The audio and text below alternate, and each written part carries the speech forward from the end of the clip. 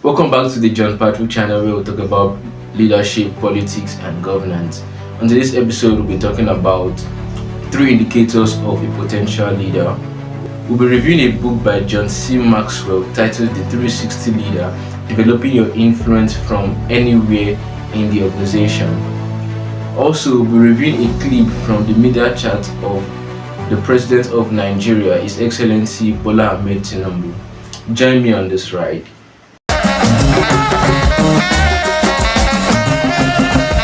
As I said in the introduction, we're talking about three indicators that you are a potential leader. And the first indicator is that you have empathy towards people. Now, what does empathy mean? Empathy is that feeling or that connection with people who have problems. Empathy is just having connection with people. Now, when you see people with different problems or situations, and the thing in your mind is, how do I help these people? How do I make them better? Do you understand? This is empathy.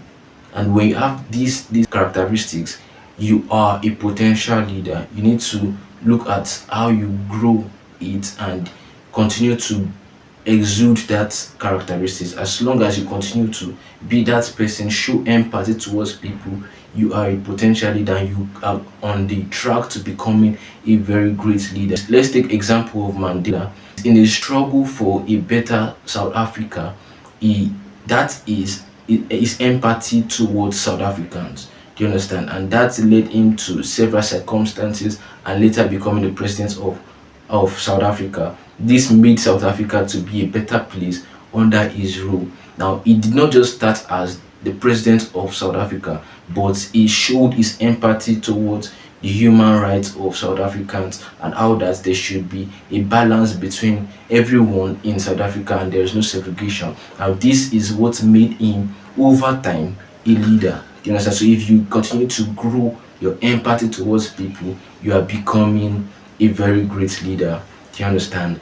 Now, the second indicator that you are a potential leader is a problem solving mindset. Now, what does this mean? It means that when you get into a location or you meet people and you see that there is a problem with this person or in this location, instead of going around complaining and lamenting that, oh, there's a problem, the government are not doing anything, those are in position are not doing anything, the corporate organizations are not doing anything. Instead of going about lamenting and complaining, you are looking for ways to solve the problem. You are coming up with ideas, you are rallying around people to come up with a solution to that problem. That shows that you are a potential leader. Do you understand? Now, it shows that you are a potential leader when you are always coming up with ideas. How can we do this thing better? How can we prefer a better solution to the problem on ground? That is a very, very good indicator that you are a leader. The next indicator is that you have influence without authority. Now, what do I mean by influence without authority? You do not, it means that you do not occupy any position, you do not have any title, but people still come to you to seek your opinion on things, your solution on things, just and it comes naturally to you that your words have influence over people, your attitude, your courage have influence over people. It shows that you are a potential leader. When people come around to seek your opinion, to seek your wisdom on how things are to be done, and when you give your opinion on such issues, and they serve as solution to that problem, and it makes the people glad, it shows that you are a potential leader. You need to focus on this and grow yourself in these three indicators. And when you continue to do that, and there are more indicators, but I'm just sharing these three with you today. And when you continue to do that, you grow as a leader, you grow in influence, you grow in problem solving, and you grow in empathy because you focus on it, and people begin to see you as a leader. They begin to give you positions of authority and that is because they've seen how that you are a problem solver. You connect with them, and you have this mindset that, oh, we need to get better. On the 24th of December 2024, the President of Nigeria, His Excellency Bola Ahmed Tinubu, had a media chat. And in this interview, he spoke on several issues in Nigeria and how he intends solving it. However, a part of it caught my attention, and we are going to watch this clip. And afterwards, I will tell you what I learned and how it is germane to the becoming of a leader. Watch. The hallmark of a good leader is the ability to do what you have to do at the time it has to be done. That's my philosophy. You have given me the mandate to govern. Let me govern within the limit of my capacity. And I believe I have that capacity. I believe so. That's why I went into the race. I am focused, laser focused on what Nigeria needs and what I must do for Nigerians.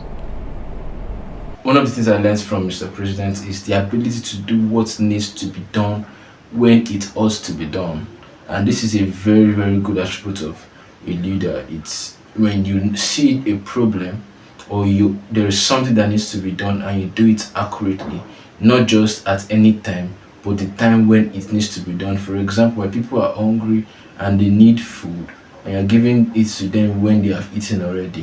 Do you understand? That means that the food you are giving to them after they've eaten is of no use. Do you understand? So you give it to them when they are hungry or before they are hungry, such that when it's time for them to eat, they eat the food. Not that they are already hungry, then you give them food afterwards or when they've eaten. So for you to be able to do something when it's supposed to be done is a very good attribute of a leader. The second thing I learned from the president is that you need to know your capacity.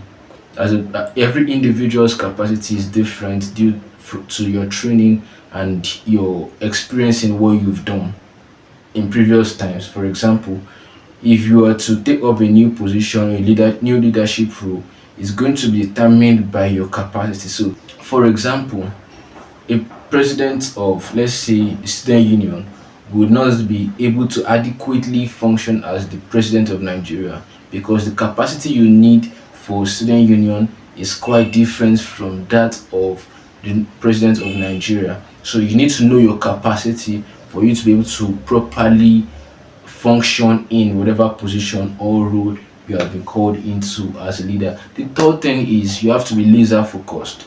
You understand? There are a lot of distractions today from several persons with several opinions on what ought to be done. You need to be laser focused on what you need to do. Yes, there are places and times when you have to take several people's opinions, but you need to know the value of those opinions as to how it helps you achieve what you want to achieve, what you set out to achieve as a leader. Because while leading, there will be several issues coming up, and you need to know how to solve those ones and ensure that you are not distracted from the major goal or the major vision you have set to achieve. And these are the three things I learned from Mr. President's media chat. I hope you learned something also, or drop it in the comment section so others can learn. See you in the next session of this episode. In this session of this video, we're talking about this book I started reading in November, December, and I'm done with it. It's titled The 360 Leader: Developing Your Influence from Anywhere in the Organization by a very great leader and author, John C. Maxwell. And it's a very good book that I recommend for you to read. And in this video and subsequent videos, I'll be giving you excerpts from this book, what I learned and how I think it's going to be of great value to you. From section 1, which is titled The Myth of Leading from the Middle of an Organization, I'll be reading from a paragraph under Myth 1, which is titled The Position Myth. I'll just read one paragraph and explain what I learned from the video, from the chapter. And I said, because I have led volunteer organizations most of my life, I have watched many people become tied up by the position myth. When people who buy into this myth are identified as potential leaders and put on a team, they are very uncomfortable if they have not been given some kind of title or position that labels them as leaders in the eyes of other team members. Instead of working to build relationships with others on the team and to gain influence naturally, they wait for the positional leader to invest them with authority and give them a title.